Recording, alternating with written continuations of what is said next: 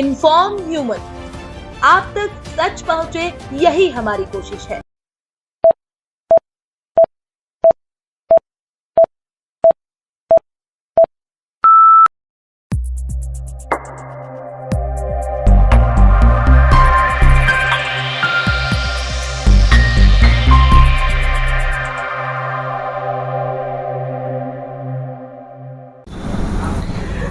Inform human में आप सभी दर्शकों का बहुत स्वागत है।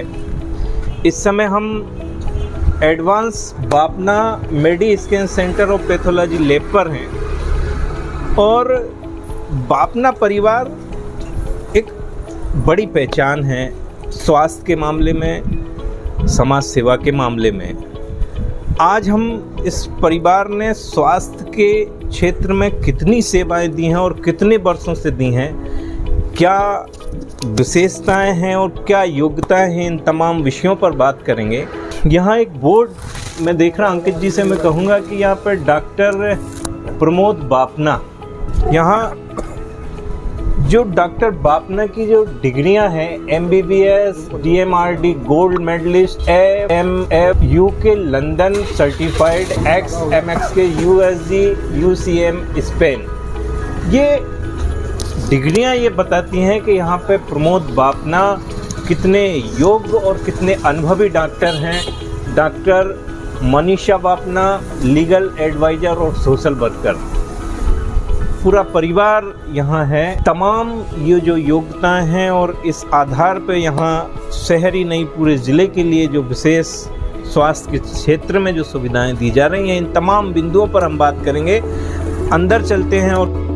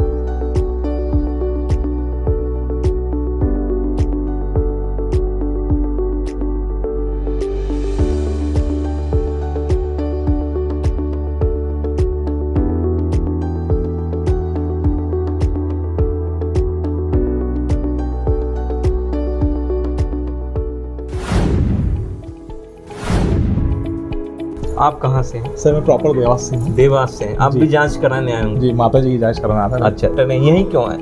सर मैं विगत 25 वर्षों से सर के साथ जुड़ा हूँ। मैंने देखा है सर को जब भी जांच कराते हैं, देवास की रिपोर्ट इंदौर में रिजेक्ट नहीं होती सर की जांच। ये बहुत महत्वपूर्ण कि आज आप ये रिपोर्ट लेके जाएंगे तो ऑथेंटिक रिपोर्ट है। कोई भी रिपोर्ट देख के CHL हो, बॉम्बे हॉस्पिटल हो, मना नहीं करता है।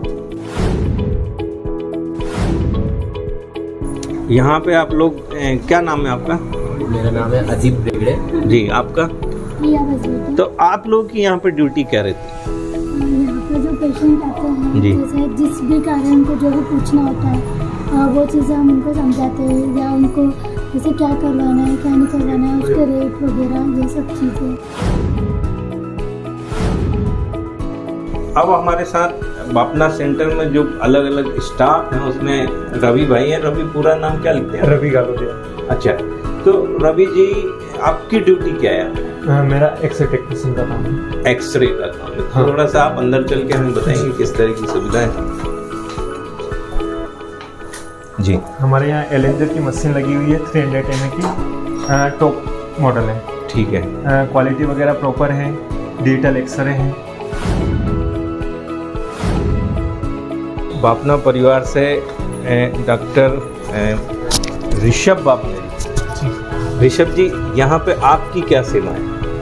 मैं बेसिकली यहाँ पे जो पैथोलॉजी का काम होता है जी वो देखते हैं। बाकी मेरा खुद का भी बिजनेस कंसल्टेशन का काम है। अच्छा जी, तमाम। अच्छा, अभी मैम बता रहे थे कि यहाँ जो भी मरीज आते हैं उनको कॉफ़ी जरूर पिलाते हैं, तो ये कैसे आप लोग मतलब मरीजों के साथ एक जो परिवार का जो रिश्ता है वो कैसे जोड़ पाते हैं? क्या होता है, कोई भी मरीज़ आता है वो पहले ही परेशान होता है और उसके बाद कोई भी इलाज करने आता है तो उससे थोड़ा सा समय देना पड़ता है जी। तो जो भी मरीज़ होता है परेशान होता है तो उससे चाय कॉफ़ी पिलाना, ताकि वो थोड़ी देर तक उनका माइंड भी डाइवर्ट होता है। उसके साथ टेलीविज़न चलता है, अभी जैसे वर्ल्ड कप चल रहा था तो मैच चल रहे थे, वरना कोई मूवी चलती है, कोई कॉमेडी मूवी चल रही है, ताकि थोड़ा सा माइंड रिलैक्स रहे। ऋषिका बापना हमारे साथ है, डॉक्टर साहब की बेटी। ऋषिका, आप जब एकदम अपने वर्क से आते होंगे, कॉलेज से आते होंगे, यहाँ आते हैं तो मरीजों से आपका किस तरह का व्यवहार होता है? जी, मरीजों के साथ साथ हम जितना पारिवारिक माहौल बनाते हैं उतना बेहतर रहता है। ये चीज़ आप भी समझते होंगे कि हम 1-to-1 कनेक्ट जितना हो पाए उतना बेहतर है। और आप देख सकते हैं कि हम पेशेंट्स को टी कॉफ़ी तक सर्व करते हैं, उन्हें एक पारिवारिक माहौल देने के लिए। उनके लिए टीवी की सुविधा है जिससे वो एंटरटेन भी होते रहे और उन्हें ज़्यादा परेशान ना होना पड़े। तो बापना परिवार के ऋषभ जी से बात की, उनकी बेटी से बात की, अब हम बहू से भी बात करते हैं। क्या नाम है आपका? डॉक्टर देवश्री बापना। अच्छा, ओके। तो इस समय आप भी यहाँ पे सेवाएं देते हैं जी। और कब से आप ये माहौल देख रहे हैं? जी, मुझे 1.5 साल हो गया मतलब हमारी शादी को जी। एंड 1.5 साल से हर रोज़ ये तो है कि हाँ फैमिली माहौल है, but at the same time हमें हर रोज़ मेडिकल फील्ड ऐसा है कि वो हर एक दिन बदल रहा है। तो उसके साथ पापा कुछ नई नई चीज़ें सीखने जाते हैं और वो सीख के यहाँ पे अप्लाई भी करते हैं कि नई नई चीज़ों से मतलब सबको वो अवगत करा सकें। अब हम चलते हैं सोनोग्राफी रूम में। यहाँ पे ये इंस्ट्रक्शन भी है और जो तमाम एहतियात हैं वो सब यहाँ बरती जाती हैं। और यहाँ चल के हम डॉक्टर साहब से भी बात करेंगे कि यहाँ क्या विशेष है। डॉक्टर साहब बहुत नमस्कार, आपका बहुत स्वागत। अब इस समय हम सोनोग्राफी रूम में हैं। यहाँ की कुछ मशीनों से हमें परिचय करवाइए। ये जो सोनोग्राफी मशीन है ये बिल्कुल लेटेस्ट टेक्नोलॉजी का वॉल्यूशन की एक मशीन है जी। और मैं इसमें अगर आपको बताऊं तो इसमें जो क्वालिटी ऑफ इमेजिंग वगैरह है इसको देख के अब आप खुद ही इसका अंदाज़ा लगा सकते हैं कि ये कितने हाई लेवल की इमेजिंग और इमेजेस आपको दिखा सकता है। जैसे देखें कि शुरुआती गर्भस्थ शिशु लगभग आप इसमें पूरा क्लियर देख सकते हैं, उसमें हाथ वगैरह, हाथ पाँव, और जबकि ये गर्भस्थ शिशु मात्र 11 या 12 हफ्ते का ही है। तो उसमें ज़्यादा डिटेल्स में आप देख सकते हैं। इसमें जैसे अगर मैं आपको बताऊं तो जैसे गर्भस्थ शिशु के बहुत अच्छे से हाई लेवल पे बच्चे के ब्रेन के विकास वगैरह के लिए जो एंटी स्कैन होता है वो बहुत अच्छे से डिटेल में हो सकता है, जिसमें कि हम 11 और 12 हफ्ते पे भी हम ये चीज़ें देख सकते हैं। जैसे अब आप देखें तो इसमें जैसे बच्चे की हार्ट की जांच है, ये हम बहुत डिटेल में बच्चे के हार्ट की जांच वगैरह देख सकते हैं। और इसमें हम उस जांच को 3D 4D लेवल पे भी ले जा सकते हैं कि जिसमें कि अगर कोई सर्जन बच्चे को ऑपरेट करे तो उसको अंदर से कैसा दिखेगा वो चीज़ हम उसमें रिजनरेट कर सकते हैं। तो ये एडवांस टेक्नोलॉजी है बहुत। जैसे इसमें आप देख सकते हैं कि बच्चे की रीढ़ की हड्डी को हम बहुत अच्छे से देख सकते हैं। ये देखें, ये बच्चे के होंठ और नाक। अच्छा। आप बहुत छोटे से गर्भस्थ शिशु के भी होंठ और नाक का एरिया आप बिल्कुल साफ देख सकते हैं। उसके दिल की धड़कन और हार्ट के वेल्व्स वगैरह की आप बहुत अच्छे से देख सकते हैं। हार्ट के चारों चेम्बर भी आप बहुत डिटेल में देख पा रहे हैं। बच्चे के लिवर में ब्लड फ्लो कैसे हो रहा है वो चीज़ें देख सकते हैं। बच्चे के धड़कन वगैरह कैसी चल रही है।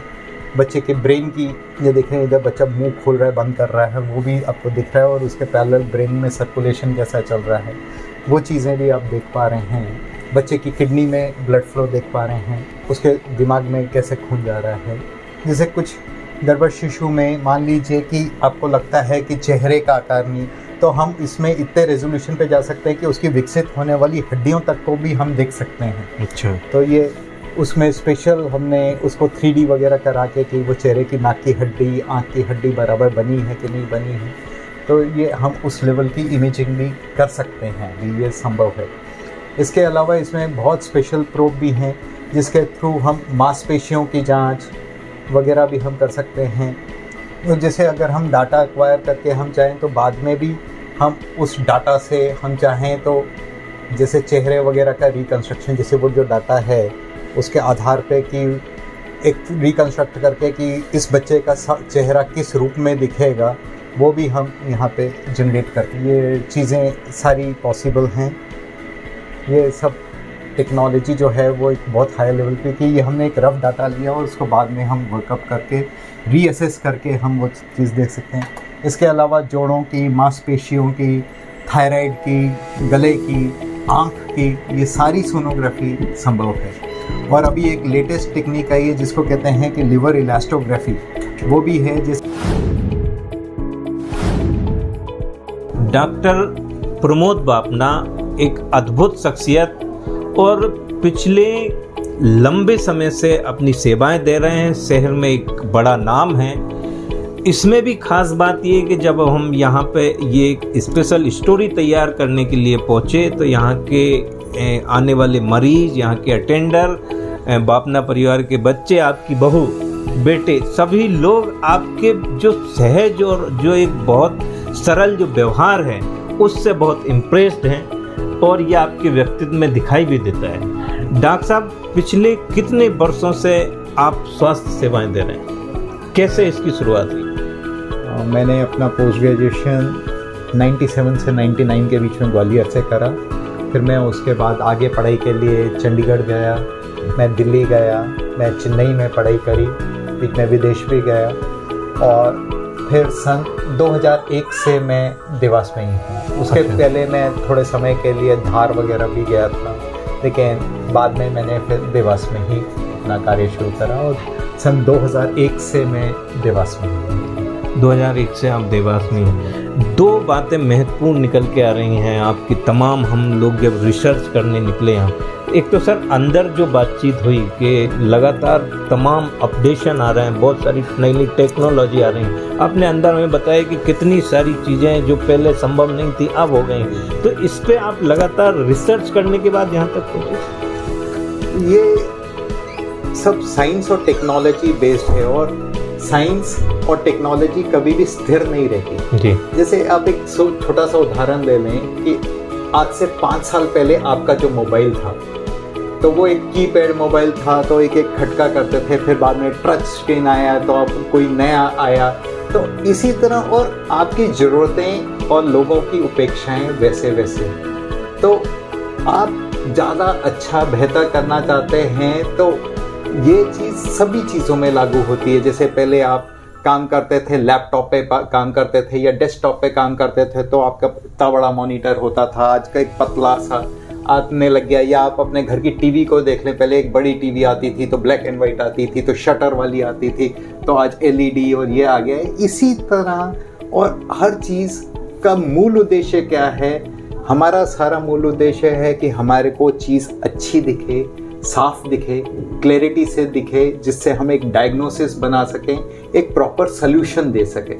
तो हमारा काम क्योंकि एक चीज़ को अच्छे से परसीव करना है और उससे इंटरप्रिटेशन निकालना है कि इसमें क्या तकलीफ हो सकती है, तो उसके लिए हम जितनी उन्नत से उन्नत टेक्नोलॉजी यूज़ करें और ऐसी टेक्नोलॉजी जिसमें पेशेंट को कम से कम कष्ट हो, कम से कम फास्ट टेक्नोलॉजी हो, जो चीज़ें जल्दी पिकअप करे, जल्दी उसको एनालाइज करे, उसके सॉल्यूशंस हमको इजी मिले, तो हम उसी हायर टेक्नोलॉजी में। और ये निरंतर एक प्रयास रहेगा जब तक काम कर रहे हैं कि जो भी हो लेटेस्ट हो, अपडेटेड हो, ताकि वो पेशेंट को बेटर बेनिफिट दे सके। मतलब आपको लगता है कि अभी जो वर्तमान में आप जो व्यवस्थाएं हैं या जो सुविधाएं हैं ये अपने आप में बहुत रिलैक्स वाली हैं मरीज के लिए?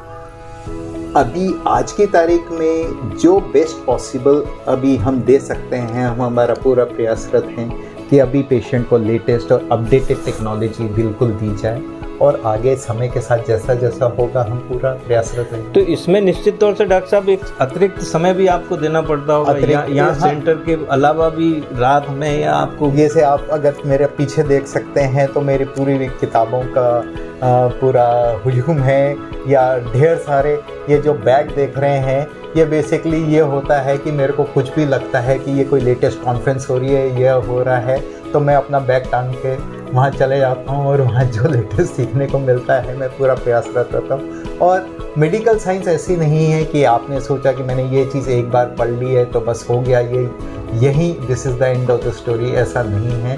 ये तो आपको निरंतर पढ़ना रहेगा और कोई एक मरीज दूसरे मरीज से समानता नहीं रखता। हर व्यक्ति का जेनेटिक मेकअप अलग है, हर व्यक्ति एक ही चीज़ को अलग अलग रूप में भी प्रेजेंट कर सकता है। ठीक है, हम जो बात करते हैं कॉमन चीज़ में कि मलेरिया के एक सरी के सिम्टम हैं तो पथरी के एक सरी के सिम्टम हैं, लेकिन उसका मैनिफेस्टेशन हर व्यक्ति में एक अलग रूप से हो सकता है। किसी को बड़ी सारी पथरी हो, कोई दर्द नहीं हो और वो बिल्कुल सामान्य घूमे, और एक बिल्कुल जरा सा कन्न लेके भी बैठा है और वो चल के इतना कर दे कि आपको लगे भगवान जाने कौन सी बीमारी हो गई इसको। तो आपको तो हर व्यक्ति को एक प्रॉपर पर्सपेक्टिव में आंसर करना, वो चीज़ के लिए तो आपको अपडेटेड और प्रिपेयर्ड रहना, लगातार अपडेट होना ही पड़ेगा। डॉक्टर साहब, कोरोना के टाइम की बातचीत यदि हम करें तो उस समय का जो चैलेंज था वो कितना बड़ा था? देखा जाए तो मुझे कोरोना हुआ और मुझे ही नहीं पता लगा कि मुझे कोरोना हो रहा है। मैं काम करता रहा, मेरे हाथ पांव थोड़े बहुत दुख रहे थे और मेरे को जो मेजर सिम्टम आया वो था कि मेरे को सूंघने की क्षमता चली गई। और कुछ ऐसी सिचुएशन हुई कि कुछ पीछे हमारे प्लॉट वगैरह में कहीं चेंबर वगैरह बर्स्ट हो गया और उसकी सारी बदबू मेरे चेंबर तक पहुंची। लेकिन क्योंकि मुझे कोरोना था तो सब पेशेंट नाक पे रुमाल वगैरह, तो मैं सोचता था ये तो कोविड के कारण ही आ रहे हैं। फिर वो कहते हैं नहीं डॉक्टर साहब बदबू बहुत आ रही है, और मैं तो बैठ के मज़े से पेशेंट देख रहा था। फिर हमारे यहाँ किसी ने एनालाइज करा, कहते लगता है शायद डॉक्टर साहब थोड़े गड़बड़ हैं। तो फिर मेरे को पकड़ के लेके गए, तब मुझे मालूम पड़ा कि मेरे को कोरोना है और मेरे को कुछ 7-8/25 का कुछ स्कोर वगैरह निकला।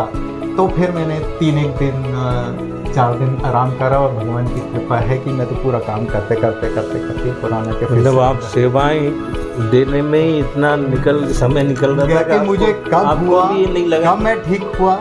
हाँ, बस ये है कि मैं 3-4 दिन थोड़ा सा, जब मुझे पता लगा कि मुझे कोरोना है तब मुझे जाके लगा कि हाँ मुझे कोरोना है। और जितना मैं सुन रहा था तो वो शायद वो भय फैक्टर ने मेरे को 3-4 दिन पीछे रखा, नहीं तो मैंने पूरे निरंतर सुना। एक महत्वपूर्ण सवाल और है, स्वास्थ्य के क्षेत्र में अभी कुछ और आपका सपना है कि भविष्य में, या कोई विज़न है? जी, मेरा अभी विज़न है, क्योंकि अभी हम सोनोग्राफी करते थे, हम ये सोचते थे कि जैसे हमने सोनोग्राफी, मान लीजिए एक भ्रूण की सोनोग्राफी करी और हमने बोला ये भ्रूण विकृत है या ये है, और बात ख़त्म हो जाती थी। वो हमने रिपोर्ट पे लिख के दे दिया भ्रूण विकृत है, डॉक्टर ने बोला मरीज को कि आपका ये ऐसा ठीक नहीं है और अबॉर्शन कर दिया या ये हो गया। लेकिन क्या हमने कभी ये जानने का प्रयास करा कि ये भ्रूण विकृत क्यों हुआ? क्या इसके बाद आने वाले बच्चे भी ऐसे हो सकते हैं? क्या हम कोई ऐसा प्रयास कर सकते थे कि ऐसी समस्याएं ना आए? तो इस फील्ड में एक चीज़ होती है जिसको कहते हैं मेडिकल जेनेटिक्स। अभी हमने करा है, हमने उसके लिए लाइसेंस भी ले लिया है, प्राप्त कर लिया है, हमारे को CMO द्वारा ये लाइसेंस दे। तो हम अब सोच रहे हैं कि ना ही सिर्फ हम डायग्नोस करें बल्कि हम उसकी रिसर्च एनालिसिस भी करें। हमारे साथ बड़ी बड़ी लैब्स चेन्नई की और इंटरनेशनल, लाइफ सेल इंटरनेशनल भी जुड़ गया है। वो बोले कि अगर आपके पास ऐसी विकृति वाले हैं और वो पेशेंट अगर तैयार होता है तो हम उसकी जेनेटिक टेस्टिंग करें और हम उसकी ग्रास रूट लेवल तक जाना चाहेंगे कि क्यों है, ताकि हम एक पेशेंट को ऐसा सोल्यूशन दें कि यहाँ है या ये कारण था, या अब आप निश्चिंत रहें कि ये अनहोनी थी जो आपके साथ घटित हो गई, अब आप निश्चिंत रहें आगे वाले बच्चों में ये कोई विकृति नहीं। हमको ये लग रहा है कि ये वाली विकृति दोबारा हो सकती है, तो उसके लिए ये प्रिवेंटिव मेजर्स हैं, या हमको ये रास्ता नहीं जाते हुए इस रास्ते से जाना है, तो वो आपको बेटर सोल्यूशन दे सकता है। तो ये सारी चीज़ें संभव हैं। तो अब धीरे धीरे हम एक प्रयासरत हैं कि हम धीरे धीरे जेनेटिक्स को भी यहाँ पे इनकॉर्पोरेट करें ताकि और सर्विसेज बेटर हो सके। एक रिजल्ट ओरिएंटेड चीज़ हो, ऐसा नहीं है कि हमने बता दिया कि ये चीज़ ख़राब है, बस ख़राब है, लेकिन आगे पीछे का कुछ नहीं मालूम कि आगे क्या होगा या पीछे क्यों हुआ, वो नहीं है। हम एक पूरा एक स्पेक्ट्रम लेके चलें कि और ये सब चीज़ें हो रही है और हम भी बिल्कुल कर रहे हैं। मतलब संक्षेप में ये कहा जा सकता है कि देवास के लोगों को या जिले के लोगों को कहीं बाहर भागने की आवश्यकता नहीं है, विश्व स्तरीय और उच्च स्तरीय सेवाएं यहीं उपलब्ध हैं। बिल्कुल, और हर चीज़ जो अच्छी करते हैं समय तो लेता है, बस ये है कि मैं पूरे दिल और ईमान से आपको पूरा समय देने को है, तो आप भी मुझे समय दीजिए। अगर आपकी समस्या है तो मैं पूरा उसमें प्रयासरत रहूँगा कि पूरा समय और आपको पूरा सेटिस्फाई करके और मैं तरीके से उसका पूरा एनालिसिस करके। बहुत धन्यवाद।